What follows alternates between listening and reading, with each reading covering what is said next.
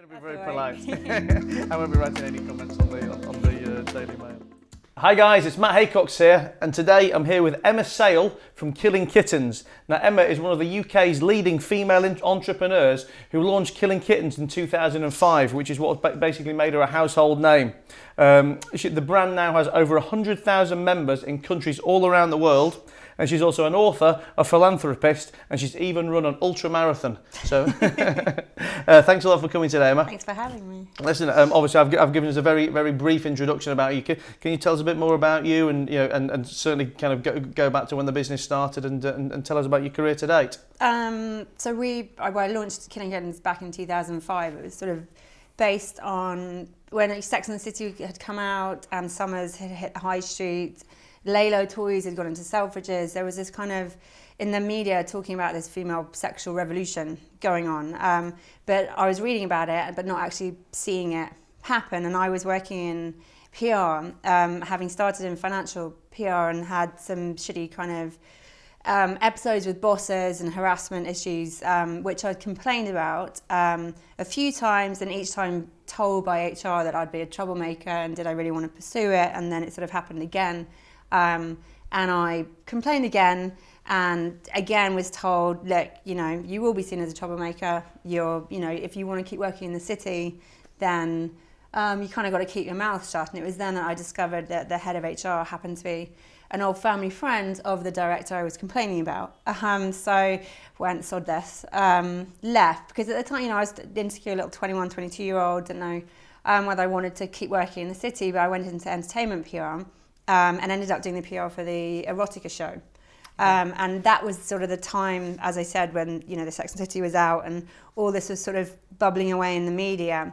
And the erotica show and other clients I met within the show who happened to be in the adult world all wanted mainstream PR and also wanted to make their products or brands or setups more female friendly based on what was going on in society.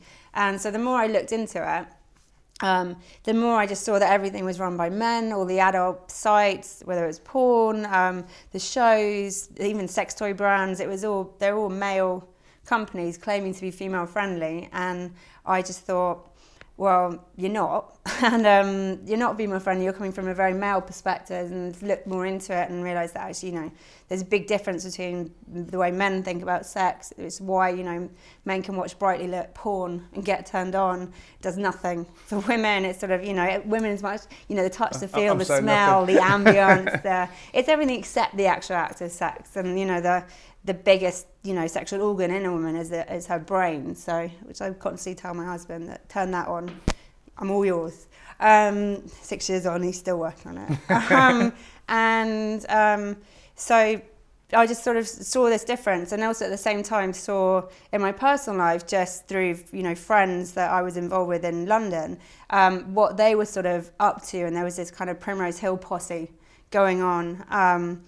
Back then, they're all sort of shagging away left, right, and centre, and with some very strong women involved in it. And I was at a wedding in Ibiza with a lot of that lot, and hadn't slept for about 3 days. And someone phoned in who couldn't make the wedding and said, "Are you guys just all sat around killing kittens right now?"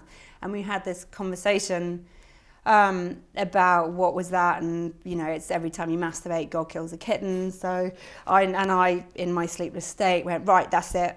I'm launching a business. It's called Killing Kittens. It's KK. It'll always be KK because I like the letter K, and it's strong. And I'm gonna, I want masks like Eyes Wide Shut, and I want rules like Rules of Fight Club, and I just want to basically create a platform for women. And had you been to any of these kind of things in your personal life at this point, or is it just your friends? No, that's the thing. And people are always, yeah, sure. Yeah, sure, you haven't got tits up in the middle of it all. But I can honestly say, hand on heart, it's never been something I've personally wanted to throw myself into, and just, I guess, when I say surprised, I don't believe it. I just mean it's surprising that you had such a clear vision for it. Yeah. As in, I could almost imagine, okay, you've never been part of it, but I'll have a dabble in this, and the brand will develop on, and I'll learn new ideas as we go. I'm quite a big watcher, and I went to an all-girls boarding school for 10 years, and everything to me has always been about having girls' backs, and my girlfriends have been my family. And I'm always, I've always been very much about having, girls need to be nicer to girls, and on the support front. And I saw the way a lot of girlfriends were being treated, and especially on the sex front, it was very much sort of, and it still is a bit. It's got a lot better.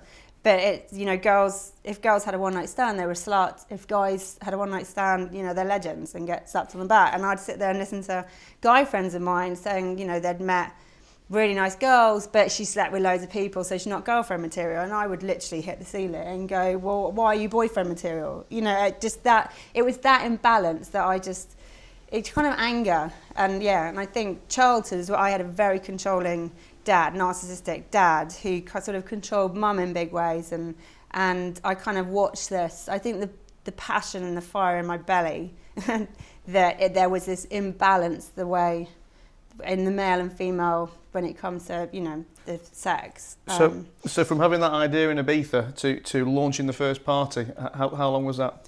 About 2 months. Okay. Because I was working in the PR. You were still working. I was still at the time. doing PR, but working for myself. And I had some clients who had venues who were club owners in London. And when I said this is what I want to do, one of them offered me one of his venues, this little place in Covent Garden that actually we still use once a month. And I had sort of a load of potential members and people I knew to come, and girls to come to the party. And the first party I did had 40 people in it. So for the first... What was the mix, men and women? It was probably about 70% girls, 30% guys. So right from day one, and that's what, nothing's changed in the whole setup of the business. It's all, it's a safe place for women to explore their sexuality online and offline. So there's always been an online setup, and there's always been the offline setup. And the rules are single men can't come on their own. They have to be accompanied by women, and at the actual events, men can't approach women they don't know. They have to wait for the women to do the approaching, and nothing. That's always been there, and that's sort of the basis of our entire business. So tell me, a question for me, something I'm very personally interested in. I don't know how much you know about my background, but my kind of original, well, not original, but my first successful business, if you like, was in lap dancing. And I opened, probably about a year or so before yourself, I opened my first lap dancing club, which was, I guess, with a very similar thought process to you in taking it mainstream. It was... let's say Stringfellas was a household brand at the time. Spearmint Rhino had just come to the UK, and we were probably reaching that era of social acceptability, if you like, where girls or women were starting to go either with the husbands or boyfriends, or they were starting to go on their own, and it was becoming a lot more socially acceptable and a lot less taboo than it ever was. And so I opened in 2004. I think we opened our second venue about 6 or 7 or 8 months later. And in London? No, we were never in London. We're from Blackpool at the most north point down to Bristol at the most south. I'm from Leeds originally. And we were in, our major cities were places like Leeds or Birmingham, and then we did quite a few provinces as well. But as much as I'd love to take credit for all of our success, I do always put a lot down to the kind of the right time at the right place, but particularly the right time. In that I think the UK was ready for it at that point. And I specifically talk about the UK because the States is always anywhere between 10 and 50 years ahead of us or it jumps back 50 years, or the next day it jumps forward. It's a minefield. But particularly from a lap dancing perspective, strip clubs, they were a lot more prolific, if you like. But I feel like I kind of got to ride the wave of the fact that lap dancing in general was becoming more popular and, like I said, more socially acceptable. How much of a tougher time do you think you would have had if you were trying to launch in '95 instead of 2005? I think, do you know what, to be honest, it probably, launching back then, whether it was 2005 or 1995, the UK wasn't ready, like, socially.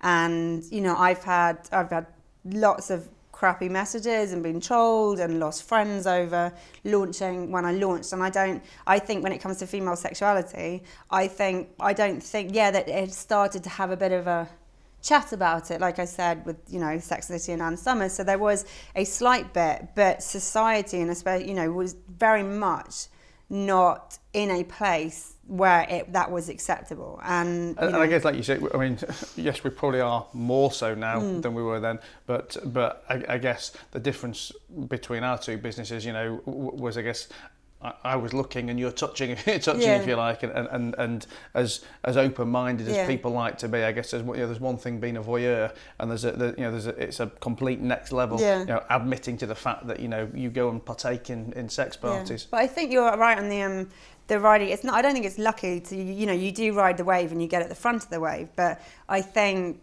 when you said you're lucky, there were timing and stuff, but you saw that timing. That's the thing, and it might, when you look back at it, it might be something that's quite easy, and you think, well, that was an obvious thing to do, but well, then why wasn't everyone doing it? So actually, there's a big risk with you doing what you did. And when you launched in the abuse I got, probably I had maybe 1 in 20 people actually got what I was doing and wanted to do and saw the bigger picture.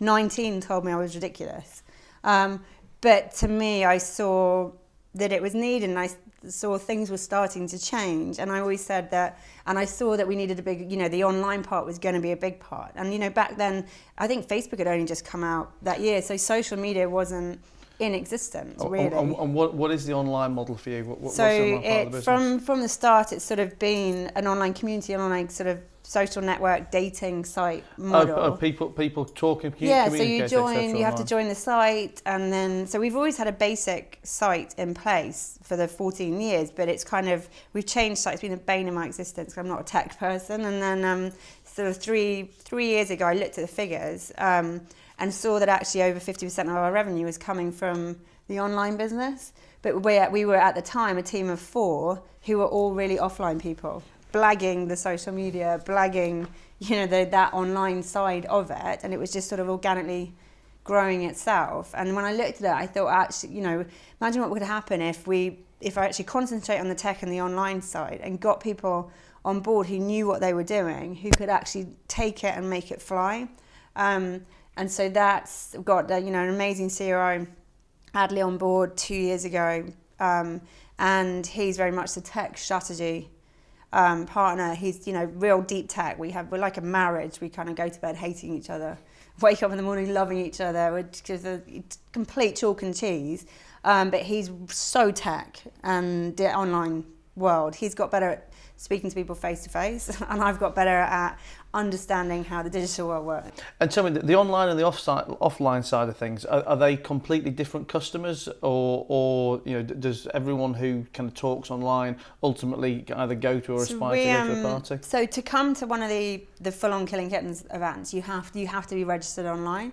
But as an example of numbers, I think we've got about 120,000 members online, and we have between sort of 10 and 20 events a month all over the world, and the attendee numbers are about 1,000. So we have about 1,000 attending offline events a month, and 120,000 online. So there is that, and it was those figures I looked at, and I started to see sort of 3 years ago and thought, this is actually, there's actually the business is actually more of a tech digital company now than it is the offline, and actually the offline events is what is sort of, I call it, the iceberg. It's the tip of the iceberg, and it's the tip that everyone's seen, and it's got the Daily Mail headlines, but the whole mothership under the water, the iceberg under the water, is what the business is. And there's 15 people in the office, of which 11 are all the online side. The events team there's 3 or 4 events. And tell me, how different a business do you think it would have been as a business and a brand if you were a man, not a woman? Obviously, you make a big play on the. I always actually say, when I launched it, and I said I'm not stupid. I realised that very early on that if I wasn't a blonde private school girl launching this in my early 20s, if I was a 60-year-old guy doing it, it would have been a very different media picture painted. So I understand that. I mean, that helped a lot at the beginning, but then at the same time, there's been a lot of sort of setups pop up. We've seen them. There's 1 or 2 every sort of 3-4 months that pops up that uses our wording, that says it's for women, it's the parties, it's masked, and we say they're set up by shaggers, so they're people in it, that's very much in the lifestyle, very much important to them, and they just think, oh well, we can do the parties too. So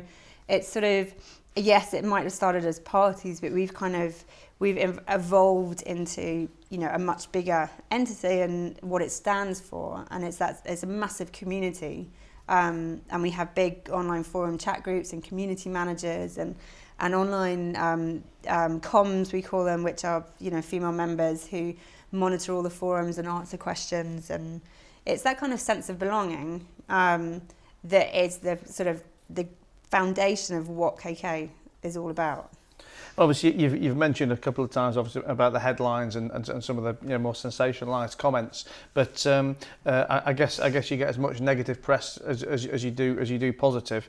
How do you deal with that negative press? And do you feel that in your line of business there is any such thing as bad publicity, or does ultimately everything lead to increased members? I think, to be honest, we've been lucky, and I would say from day one we're like Ron Sayle. We do exactly what we say on the lid. It's sort of, I think often you get the bad publicity and the bad headlines if you're hiding something, if they're trying to find stuff out. Whereas I've been very upfront and blatant and let some journalists come in at the beginning, to see what it was about and report exactly what went on. And it's very hard to get bad publicity if there's no lying. You're giving them all the information, and then it's a case of people can judge it, and it's not for everyone. I stopped reading. I think the first couple of years I did take a lot personally, and I'd read the Daily Mail comments, never read the comments on a Daily Mail article. And then I just, I stopped, and I call it my invisible force field, where it's just sort of, I've got amazing friends and family, and they're the ones I care about what they think, and I'm not going to worry about, all these people who have time to comment on news sites and say it's disgusting and seedy or comment on what I look like, or that's just what they do. But and I guess a big thing I always talk about is knowing your audience and being realistic to the fact that people who aren't your audience are never going to be your audience and are never going to buy from you. And I think prime case in point with what you're talking about there, and that yes, look, once you get past the personal negativity that obviously it might upset you about the comments to you as an individual. The reality is that any of those people writing shit about you online either are never going to be your customer anyway, so make zero impact on the business, or probably some of them are your best customers, but they're kind of closet shaggers, aren't they? Yeah, definitely. And I've learned quite early on that it literally is. It just bounces off me, and you could sit there now and be as rude as you want and tell me it's disgusting and personal attacks, but I don't take it personally. I'm very quick to bounce it back and go, that's their issues, that's their insecurities, that's their personal opinion. So, knock yourself out. Don't worry, I'm going to be very polite. I won't be writing any comments on the Daily Mail. So listen, obviously a big part of our audience are people who have either got businesses or are looking to start up businesses, and they are looking for investment. Obviously, when I was doing my kind of background on yourself, obviously you've taken in investment. I say recently. I forget what time the article was. Last summer. Last summer. But you waited a good 9 or 10 years to do that. I guess my questions are, why did you wait that long? Do you think it would have changed the business? Oh, I guess it would have changed the business materially if you'd have done it earlier, but what would you have done if you'd done it earlier? And how do you feel having the investor on board, and do you still very much run your own ship? Yeah, I think on the investment front, I think people can be too quick to think they need money. A lot of people, it's like, it's all about the money, and we're going to launch a business and we're going to earn this amount of money, and it's that kind of slightly greedy, oh, well, you're being offered £100,000, let's take it all. And I'm not a money person. I've never been a money person. And, to me, launching KK was very much something, there was a fire in my belly. I was angry. I wanted something, a balance restored kind of thing. So to start with, I didn't need the money. It was organic. It was very I had a few PR clients on the side that kind of paid my rent.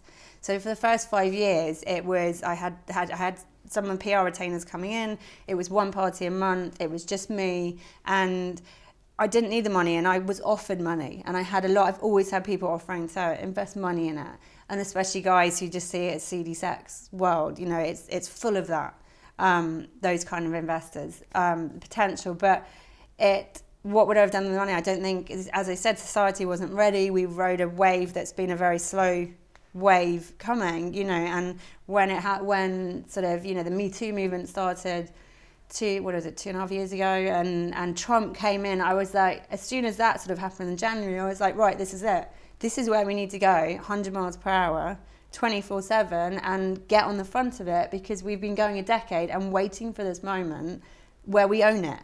And we launched the whole tech and online digital platform in line with it, and we bring it out of the sex world and it comes into that female empowerment world where we tick every box and provide the platform for anything from professional women, you know, wanting to meet other professional women, and we're launching an app called Sister in the summer, which is kind of a female LinkedIn, through to the educational side of what we do, which is the workshops and the talks and the weekends away, and then the online side and the lifestyle blog, and we've got our main big app launching in May that's kind of sexy Bumble meets Facebook on that front. So it's kind of, for the last 2 years, we have not stopped. It's been full on, getting out in front of that wave, because society's ready. And that's why, because it's been very much offline with a very simple online site, I haven't needed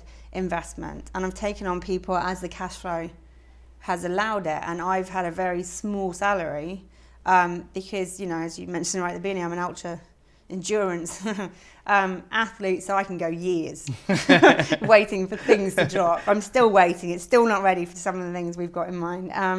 And so, but what happened, you know, when I looked at those figures 3 years ago and realised it was very much the tech and digital world that we needed to properly nail, that's where you need the money. That cost a fortune. And that the event cash flow was not going to cover that, and it's kind of go big or go home. So we did raise on Cedars last summer. But again, back in January, February, we originally looked at, you know, going to a few individuals and getting we wanted 500,000, a big ticket, some big tickets. But I said, I don't really want sort of 5 city boys, you know, flopping the cocks around going, you know, we own some of this business, you know, the sex business. We're very much community based, and we just sat there and went, because we've got this big community, we'd rather have sort of 400 people thinking they own the business, even if they put a tenner in, and being passionate and ambassadors, than... How many people did you end up about raising? 360. 360. And we didn't, you know, the biggest ticket was 50 grand, and we actually capped it about 30 grand as the big tickets. We allowed a couple in. But we're looking to do a Series A raise starting in May, June this year.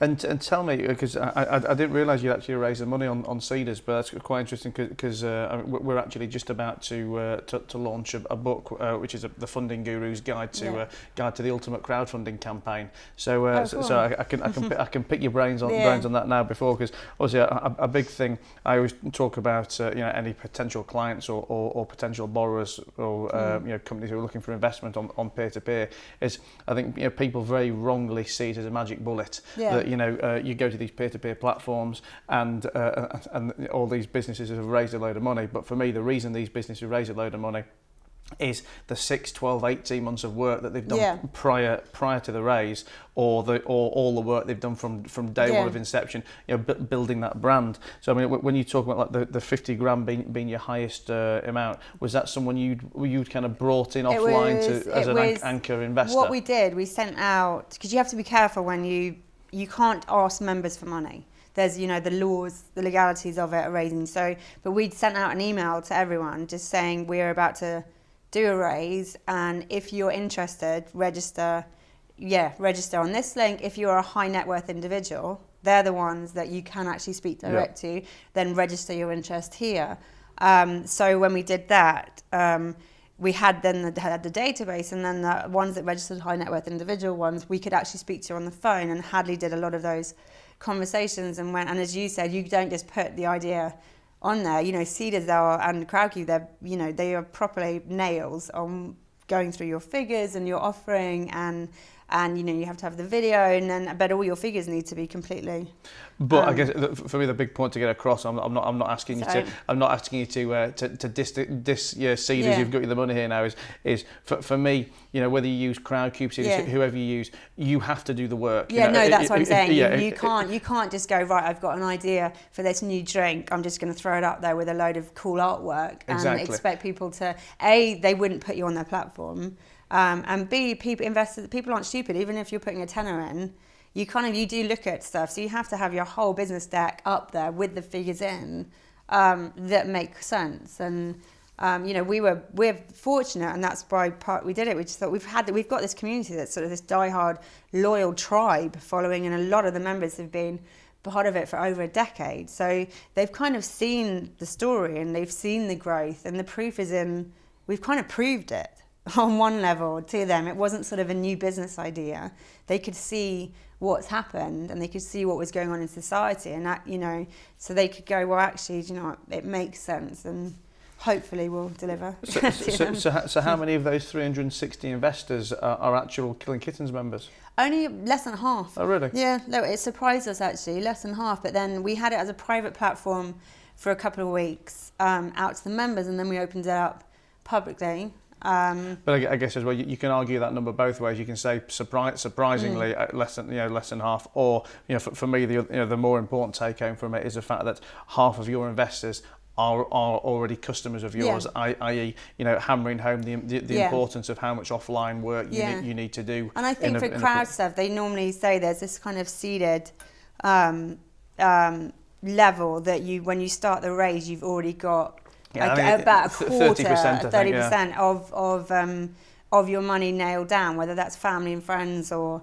you just know that you're starting it. You're not starting it ever. No one ever starts with zero raised when it gets put out there. You kind of have, and I think they want you to have that 30% already done. What's been your biggest setback? My biggest setback is probably being myself, and that starting in my early 20s, that self-doubt and insecurity has sort of held me back from having the belief and being too cared about what other people thought. But the minute I sort of turned 30 and the self-awareness came about, and I realised my strengths and weaknesses and stopped really giving a shit what anyone thought about me or my business, sort of allowed me to really sort of jump forward in leaps and bounds business-wise and just sort of go for it. So one question I always like to ask my guests before they leave is how you'd like to be remembered once you're gone, but not gone from here, gone from this world. And I always like the question to be specifically answered as how you would like to have your tombstone engraved. I know my email sign off at the moment would be pretty good. He asked me what my favourite position was, and I said CEO. That's quite a long gravestone. Or just, to be honest, she came, she saw, she conquered. Fantastic. Well, listen, one last thing I want to ask you before you go. Every time we have experts on whatever business sector they're in on here, I always like to ask them their 5 top tips for something very specific. And for you, what I was thinking of last night was I'd like to know what your 5 top tips for promoting a business in a taboo marketplace are. So in a taboo market, you're dealing with a lot of haters. So you have to block the haters out for a start. Because otherwise you're gonna get a lot of self-doubt. So you've got to go with your gut, and if you believe in it, then you just have to go for it. And depending on what the taboo market is, I mean, we've got a lot of barriers that stop us promoting our business, because if it's seen as adult or sex, then you can't do the normal, digital marketing ads, or you can't do ads on Facebook or any of that sort of stuff, and your pages might be shut down. So you have to kind of think out the box and do. How can you reposition it from being taboo to being mainstream? On that front. So you've got to kind of, you've got to be creative on that impact and the promoting and that, and look at old school roots. Like, you get a good PR and go old school PR and in the media, then they will place the articles and come up with really good feature ideas.